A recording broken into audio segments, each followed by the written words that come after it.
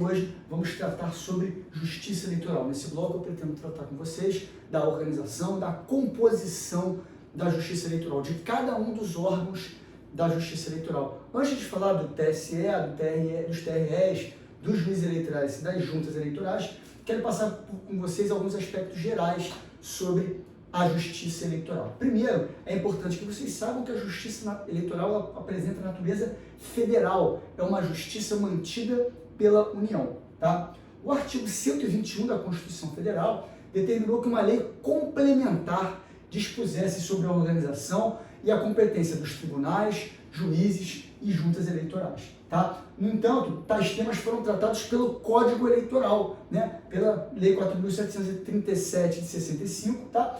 Que, embora seja uma lei ordinária, no que diz respeito à organização e competência dos tribunais, ela foi recepcionada pela Constituição Federal como se fosse uma lei complementar. Tá bom? Pessoal, ao contrário dos demais órgãos que compõem o Poder Judiciário, a Justiça Eleitoral não apresenta um corpo próprio e independente de juízes. Né? Vocês sabem mais do que ninguém que não existe um concurso público, as pessoas não fazem concurso público para juiz eleitoral. Né? Não tem isso. Né? São juízes de outros tribunais, né? E em alguns tribunais são advogados também que vão compor essa justiça eleitoral. Os membros vão ser advogados, vão ser juízes de outros tribunais. Né? Pode ser do Tribunal de Justiça dos Estados, do TRF, mas essa composição de cada um dos órgãos da justiça eleitoral a gente vai ver daqui a pouco. Agora, eu quero que vocês não se esqueçam que a investidura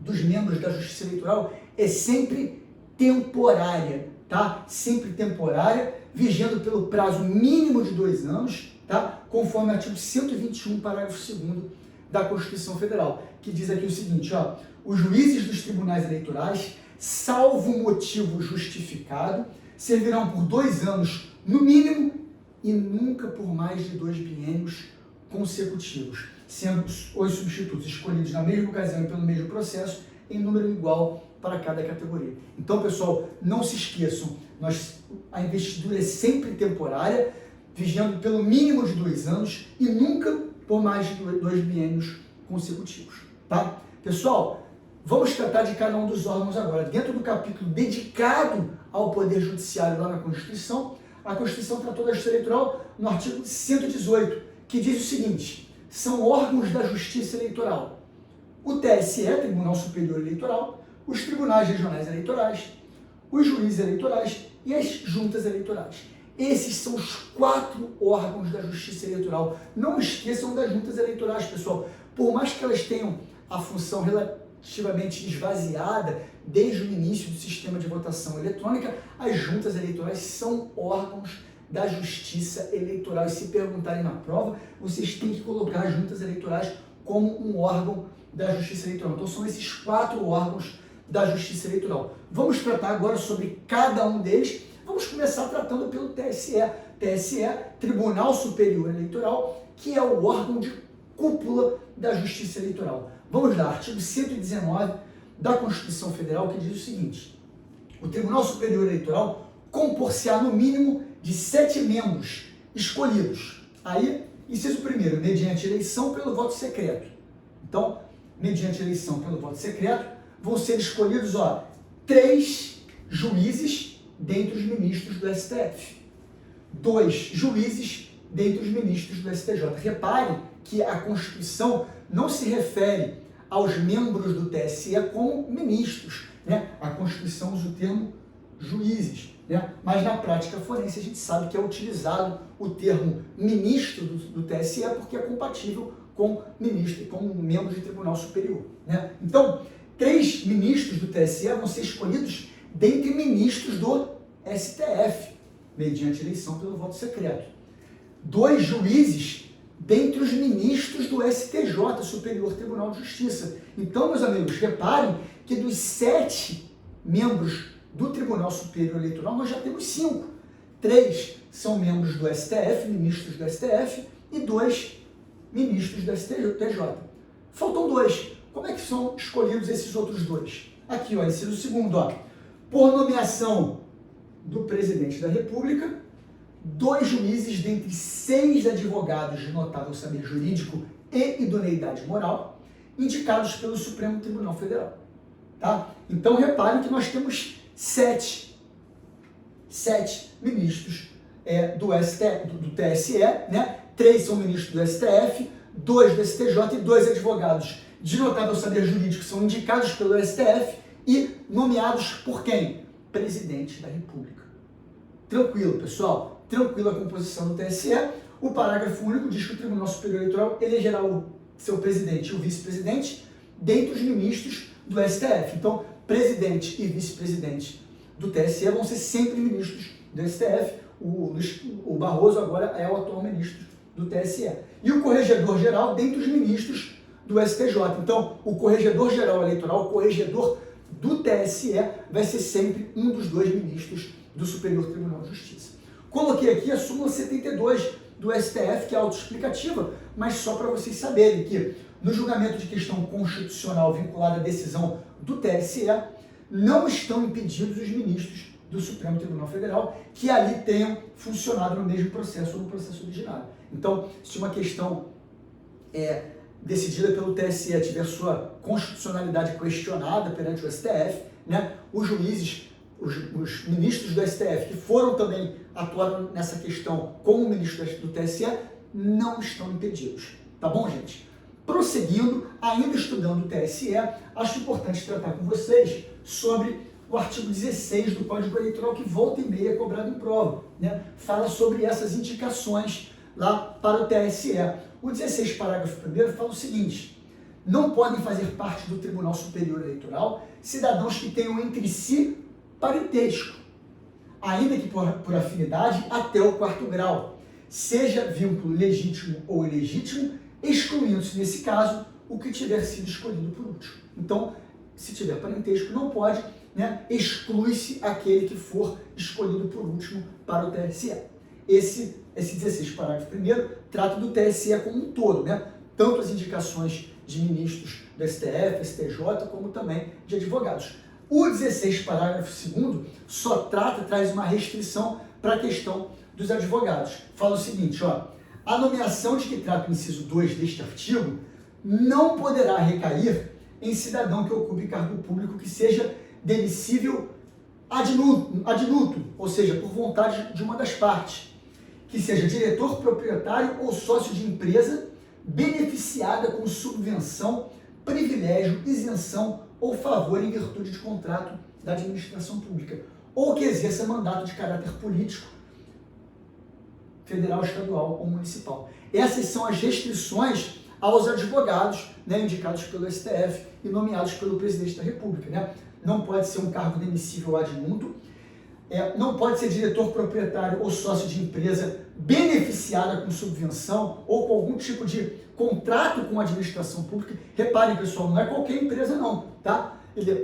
Um advogado que for sócio de uma empresa, em tese, pode, tá, ser indicado para o STF, a não ser que essa empresa seja beneficiada com subvenção, privilégio, isenção ou favor em virtude de contratação com a administração pública, tá? E também, por fim, né, se exercer mandato de caráter político, federal, estadual ou municipal.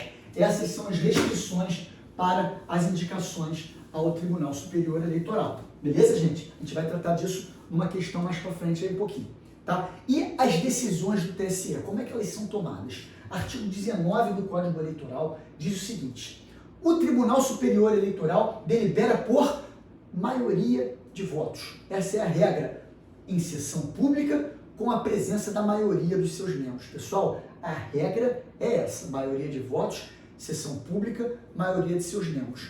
A exceção está no parágrafo único também do artigo 19 do Código Eleitoral, que diz o seguinte: as decisões do Tribunal Superior, assim na interpretação do Código Eleitoral em face da Constituição e cassação do registro de partidos políticos, como sobre quaisquer recursos que importem anulação geral de eleições ou perda de diplomas, só poderão ser tomadas com a presença de todos os seus membros.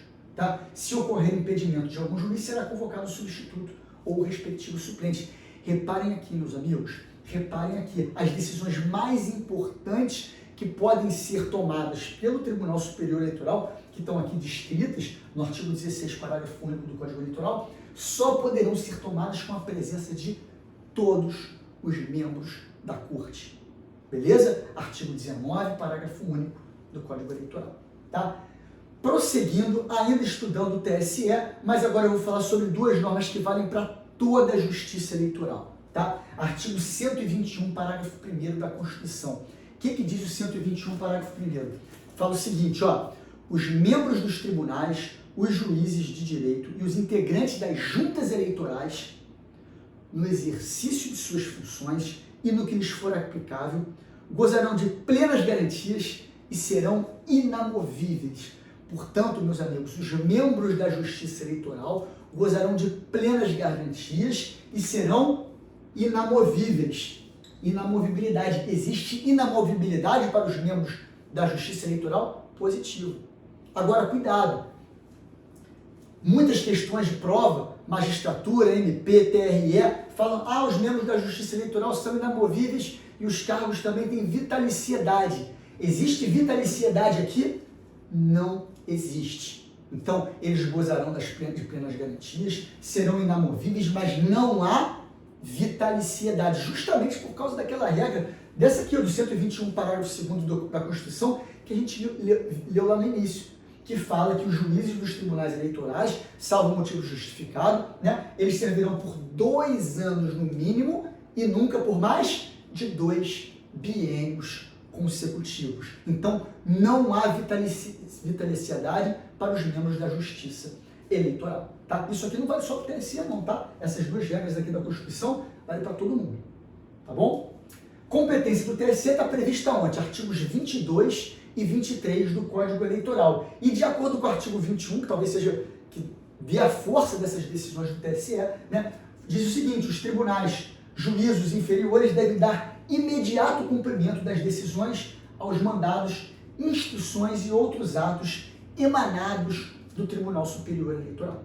Tá bom, pessoal? Então, esse é o TSE. Falamos sobre a composição, falamos sobre as normas, né, para você poder ser membro do TSE ou não, e também sobre a forma de deliberação dos votos do TSE.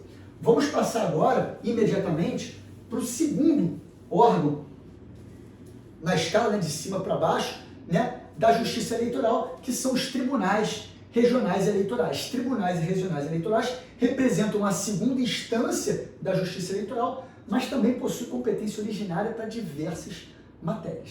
Tá?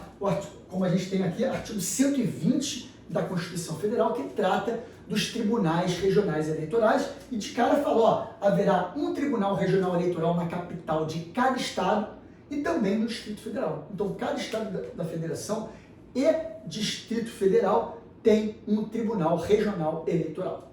Como é composto esse tribunal regional eleitoral? Vamos ver? Está no artigo 120, parágrafo 1º, né? Mediante eleição pelo voto secreto. Mediante eleição pelo voto secreto.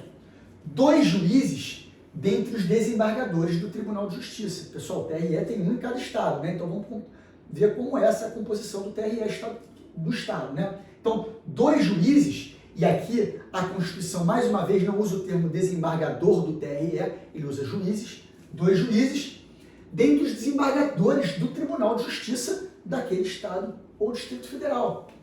2 juízes, dentre juízes de direito escolhidos pelo Tribunal de Justiça. Então já temos 4 dos 7 membros, né? 2 são desembargadores do TJ e 2 são juízes de direito escolhidos pelo TJ. Depois, inciso 2º, de um juiz do TRF com sede na capital do estado ou no Distrito Federal, ou não havendo, de juiz federal, escolhido em qualquer caso pelo TRF respectivo. Pessoal, como funciona esse dispositivo aqui? Depende do estado da federação em que a gente tiver esse Tribunal Regional Eleitoral. Tá? Se for um Tribunal Regional Eleitoral localizado em um estado da federação onde houver sede de TRF, houver sede da Justiça Federal segunda instância, aí esse membro aqui do TRE, que vai ser um representante da Justiça Federal, vai ser escolhido dentre os desembargadores federais, membros da segunda instância da Justiça Federal. por exemplo, aqui no Rio de Janeiro é sede de TRF, é o TRF2, sede é aqui no estado do Rio de Janeiro. Então, aqui no Rio de Janeiro, o membro do TRE vindo da Justiça Federal vai ser um desembargador federal do TRF, segunda região. Agora, nos estados, estado de Santa Catarina, por exemplo, estado do Espírito Santo, são sede da segunda instância da Justiça Federal? Não. Então, nesses estados, pode-se escolher um juiz federal que seja escolhido por quem? Indicado por quem? Pelo TRF respectivo. Tá bom? Então, dos 7 membros, já temos 5. 2 desembargadores do TJ, 2 juízes de direito indicados pelo Tribunal de Justiça e um membro da Justiça Federal, como eu acabei de explicar. Falta os 2 advogados, né? Por nomeação pelo Presidente da República de 2 juízes, dentre 6 advogados de notável saber jurídico, indicados pelo Tribunal de Justiça. Pessoal, cuidado aqui, tá? Muita gente se confunde. Ah, não, se para o TSE quem nomeia é o Presidente da República, para o TRE deve ser o governador do Estado? Não, e já caiu isso em prova, tá? Também para desembargador do TRE, a nomeação é a do Presidente da República, só que aqui a indicação é do Tribunal de Justiça, beleza? Cuidado com isso, indicação para desembargador do TRE, da classe dos advogados, né? Vai ser feita pelo Presidente da República, de cada um dos estados da federação, né? O TRE de cada um dos estados da federação, a indicação vai ser feita pelo Presidente da República. Tranquilo? Beleza. Né? Só que dessa vez aqui, quando é TRE, a indicação é do Tribunal de Justiça. Então, essa é a composição do Tribunal Regional Eleitoral de cada estado. Tá? Lembrando, o parágrafo 2º fala o seguinte: o Tribunal Regional Eleitoral elegerá o seu presidente e vice-presidente dentre os desembargadores. Tá bom, gente? Então, essa aqui é a composição do Tribunal Regional Eleitoral, tá? Artigo 120, parágrafo 1º e parágrafo 2º da Constituição Federal. Ainda tratando sobre esse assunto, né, importante dizer que assim como os membros do TSE, no TRE também a Constituição não chama os juízes de desembargadores, chama de juízes mesmo, né, juízes do TRE, mas na prática forense se usa o termo desembargador eleitoral, né. Eles também são inamovíveis, como a gente viu, né, artigo 121, parágrafo 1º da Constituição Federal, né, mas não usufruem de vitaliciedade, como eu expliquei para vocês, né? Em toda a justiça eleitoral, né, os membros servem por no mínimo 2 anos, salvo motivo justificado, e nunca por mais de 2 biênios consecutivos. Beleza, pessoal? Como se dá a deliberação lá no TRE? Vamos ver aqui, artigo 28 do Código Eleitoral. Os tribunais regionais deliberam também por maioria de votos, em sessão pública, com a presença da maioria de seus membros. Então, nesse ponto, tudo igual lá ao TSE. E as exceções, muito parecido também, ó, artigo 28, parágrafo 4º, também do Código Eleitoral, que diz: as decisões dos tribunais regionais sobre quaisquer ações que importem cassação de registro, anulação geral de eleições ou perda de diplomas, somente poderão ser tomadas com a presença de todos os seus membros. Aquelas decisões mais importantes que podem ser proferidas pelo Tribunal Regional Eleitoral vão ser tomadas, né, na presença de todos os seus membros. Pessoal, e a competência dos tribunais regionais eleitorais está descrita nos artigos 29 e 30 lá do Código Eleitoral. Vocês vão ler e qualquer dúvida, vocês entrem em contato comigo para a gente tirar as dúvidas. Tá bom? Vamos prosseguir. Falamos sobre o TSE, falamos sobre os TREs, agora vamos tratar sobre os juízes eleitorais. Juízes eleitorais são os juízes de direito que atuam na primeira instância da Justiça Eleitoral. Artigo 32 do Código Eleitoral diz o seguinte, vamos lá. Cada jurisdição de cada uma das zonas eleitorais há um juiz de direito em efetivo exercício e, na falta deste, ao seu substituto legal, que goze das prerrogativas do artigo 95 da Constituição. Pessoal, pacificado no TSE, não tem nenhuma dúvida quanto a isso, que o exercício da função eleitoral, da função jurisdicional eleitoral no primeiro grau, é realizada por quem? por juízes de direito estaduais. Tá? Então, como é que isso acontece? Esses juízes de direito que exercem as funções eleitorais são designados por qual órgão? Pelo Tribunal Regional Eleitoral. O TRE indica os juízes que vão exercer essas funções eleitorais. Se numa comarca ele tiver só um juiz, ele vai sempre ficar com essa função. Necessariamente, só ele que vai poder exercer essa função eleitoral, acumular essa função eleitoral. Né? Havendo mais de um, o tribunal deverá designar aquele que exercerá a jurisdição daquela zona eleitoral, se for uma zona eleitoral naquela comarca, né? Dentro de um sistema de rodízio, né? Como a gente falou sempre, haverá um sistema de rodízio e ele vai exercer a jurisdição ali por mínimo de 2 anos e nunca por mais de 2 biênios consecutivos. Ah, mas se for um juízo único, pode passar de 2 biênios consecutivos? Até pode, mas vai ser sempre uma nova designação, tá? Às vezes ficam juízes de direito na mesma comarca por 10, 12 anos seguidos e aí ele acaba ficando na função eleitoral, né? Mas isso é sempre renovado. 2 anos, mais 2 anos. Ele encerra e depois começa outro, tá?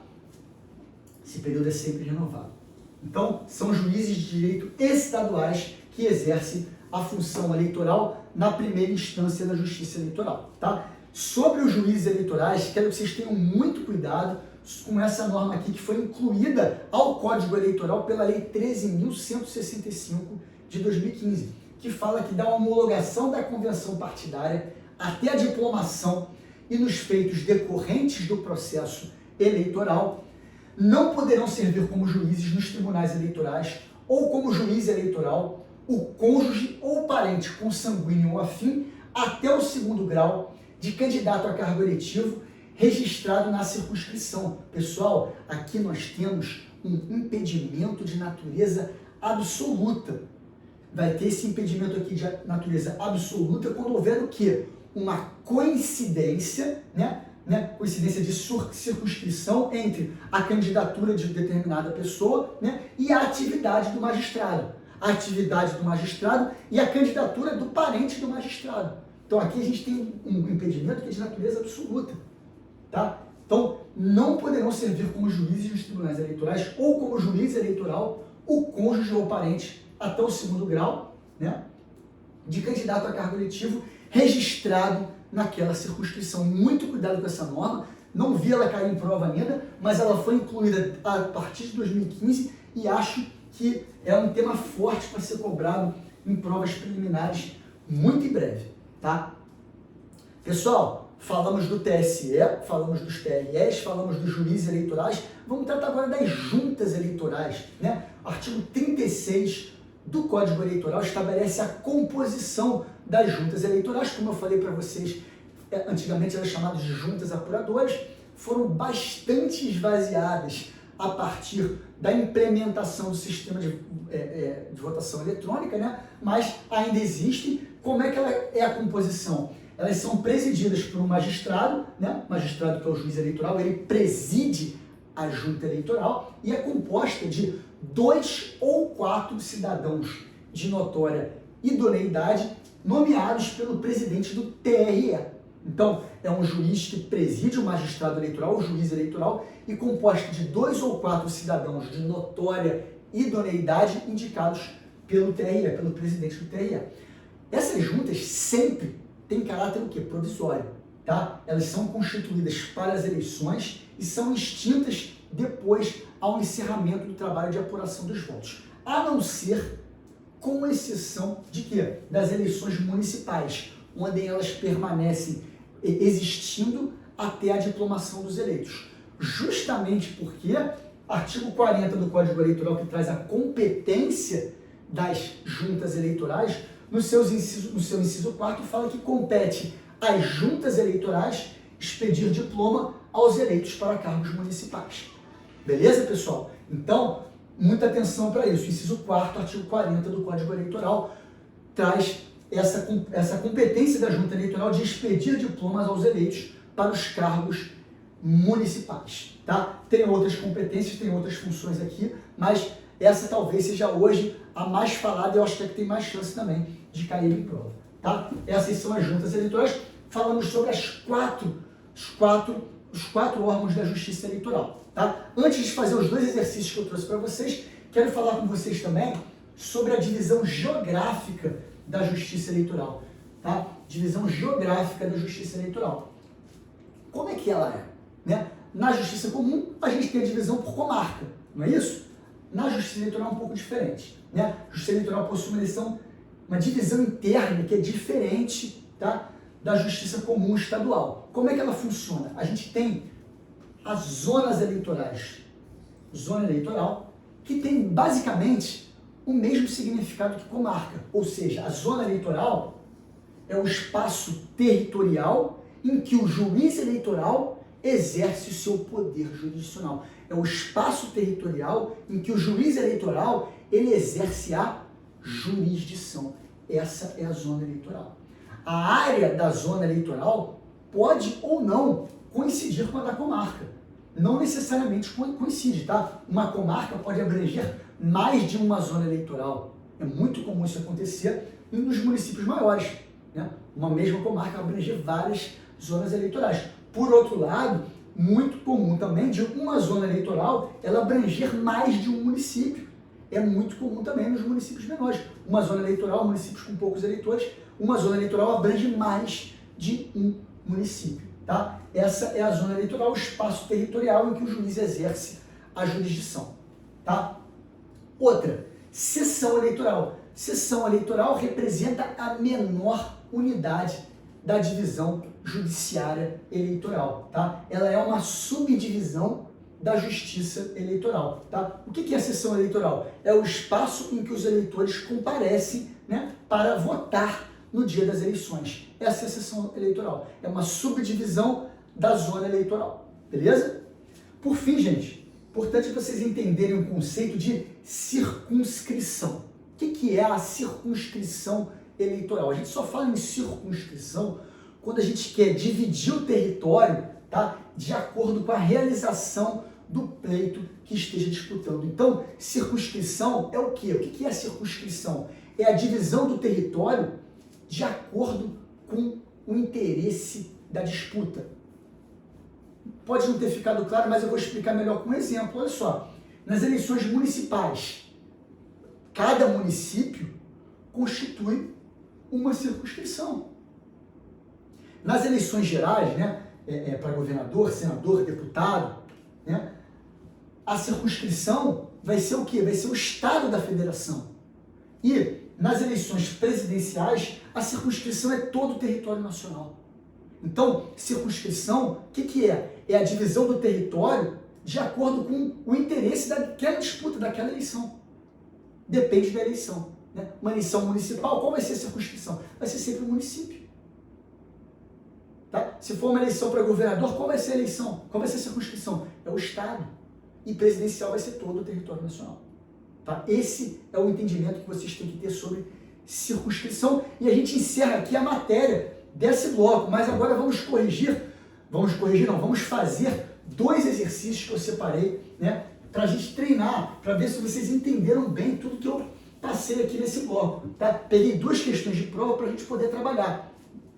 Nem todos os blocos vai ser possível a gente fazer isso, né, em razão do tempo, mas olha só, questão de 2019, prova para juiz substituto do TJ do Paraná. Olhem só essa questão aqui, ó.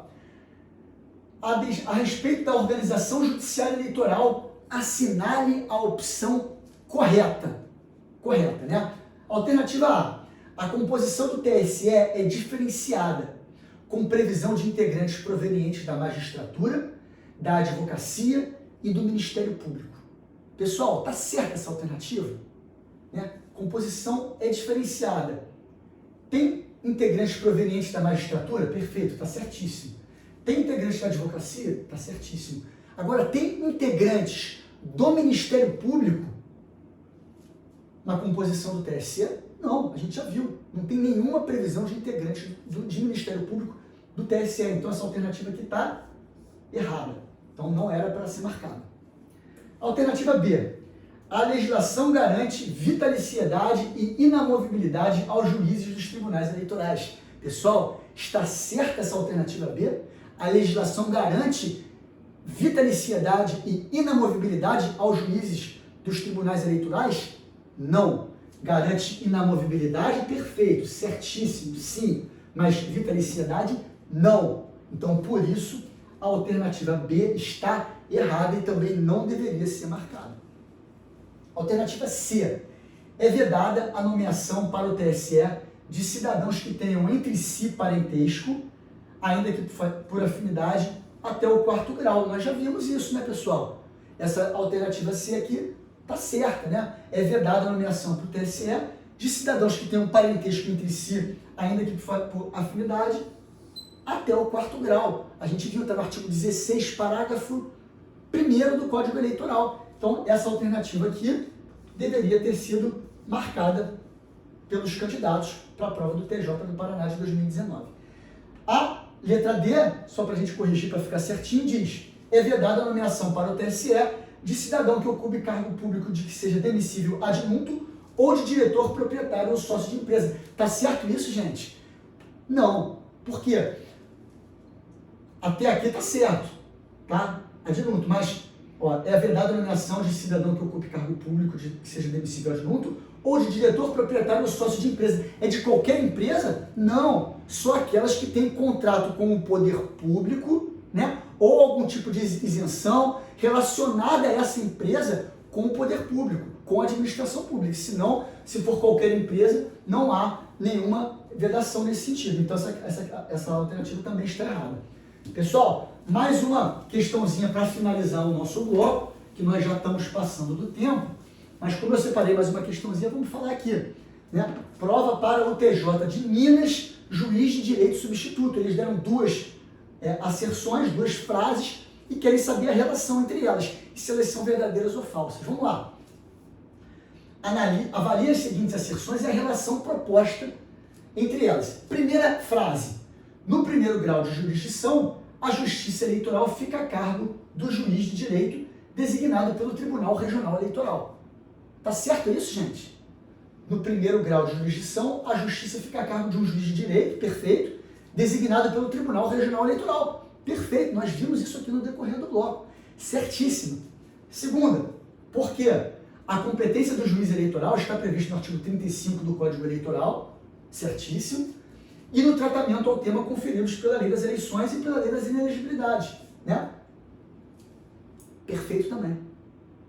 Perfeito também. Então, questão correta, né? As duas frases estão corretas, né? E aqui a gente tem que ver qual é a alternativa que se encaixa. Vamos lá. Alternativa A, a segunda afirmativa é falsa e a primeira é verdadeira? Não, errado, porque as duas são verdadeiras. Primeira afirmativa é falsa e a segunda é verdadeira? Também é errado. Alternativa C, as duas afirmativas são verdadeiras e a segunda justifica a primeira. Não vejo a segunda justificando a primeira. A primeira trata da designação dos juízes eleitorais e a segunda trata da competência dos juízes eleitorais. Então, não tem essa relação de uma justificar a outra, né? Alternativa D, as duas afirmativas são verdadeiras, mas a segunda não justifica a primeira, é a alternativa correta, né? As duas são verdadeiras, uma trata sobre designação, sobre, né, quem fica a cargo, né, da Justiça Eleitoral na primeira instância, né, e quem designa, que é o TRE, e a segunda, competência. Então não tem essa relação de uma justificar a outra. Tá bom, pessoal? Duas questões só para a gente treinar sobre a aula de hoje, que foi organização da Justiça Eleitoral. Pessoal, vamos encerrar por aqui esse bloco, tá? 4º bloco do nosso módulo completo de Direito Eleitoral. Tratamos sobre tudo do TSE, TRE, juízes eleitorais e juntas eleitorais. Tratamos também da divisão geográfica da Justiça Eleitoral. Conseguimos, basicamente, praticamente esgotar o tema. Tratamos sobre os temas mais importantes e que podem ser cobrados nas provas. Tá bom, gente? Então, muito obrigado pela atenção. A gente volta daqui a pouquinho na sequência do nosso curso. Valeu!